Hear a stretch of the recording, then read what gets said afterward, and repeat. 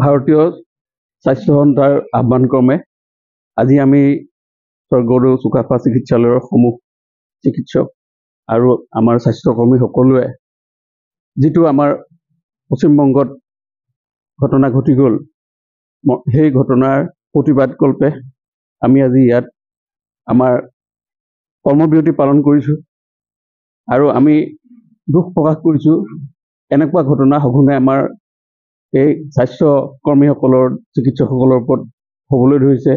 ইতিপূৰ্বে ডিব্ৰুগড়ত আমাৰ এগৰাকী আমি চিকিৎসক তেনেকৈ হেৰুৱাইছোঁ। কিন্তু আমাৰ কি হয়, যিসকলে এনেকুৱা হাইনাছ ক্ৰাইম কৰে তেওঁলোকে সংগঠিত কৰি আইনৰ মেৰপাকৰ পৰা তেওঁলোকে হাৰি যাবলৈ বাধ্য হয়, হাৰি যায়।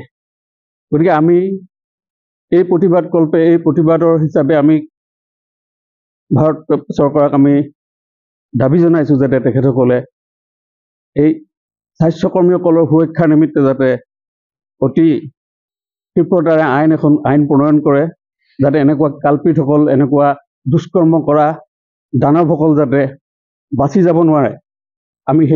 আমি আজি দাবী কৰিছোঁ।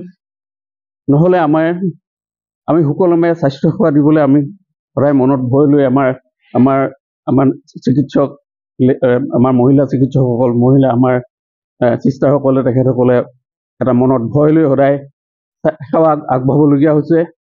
গতিকে এইটো এটা আমি আশা কৰোঁ সমগ্ৰ দেশবাসী যাতে সমগ্ৰ ৰাইজ বেলেগ বেলেগ সংগঠনবিলাক এই আমাৰ লগত সহযোগ কৰে, সকলো আগবাঢ়ি প্ৰতিবাদ কৰিব লাগে যাতে ভৱিষ্যতে এনেকুৱা ঘটনা আৰু নহয়।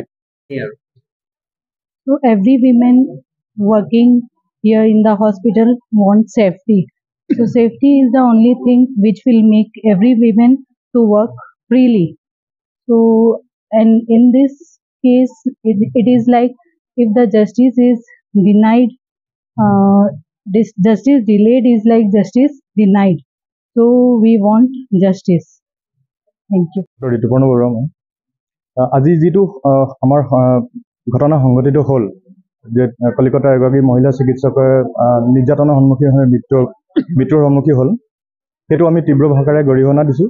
আৰু আমাৰ দাবী যে কেৱল মহিলা চিকিৎসকেই নহয়, আমাৰ দেশৰ প্ৰতিগৰাকী মহিলা, প্ৰতিগৰাকী নাৰী, প্ৰতিগৰাকী ছাত্ৰী আৰু কন্যা সুৰক্ষিত হ'ব লাগে। আৰু এই কাৰণে আমি সকলো ৰাইজ মাৰ বান্ধি আহিব লাগে আৰু মহিলাক সুৰক্ষা দিবৰ কাৰণে কেৱল চিকিৎসক বা চিকিৎসকৰ্মীয়ে নহয়, সকলোৱে এই ক্ষেত্ৰত সহযোগিতা আগবঢ়াব লাগে আৰু দোষীয়ে কঠোৰতম শাস্তি পাব লাগে।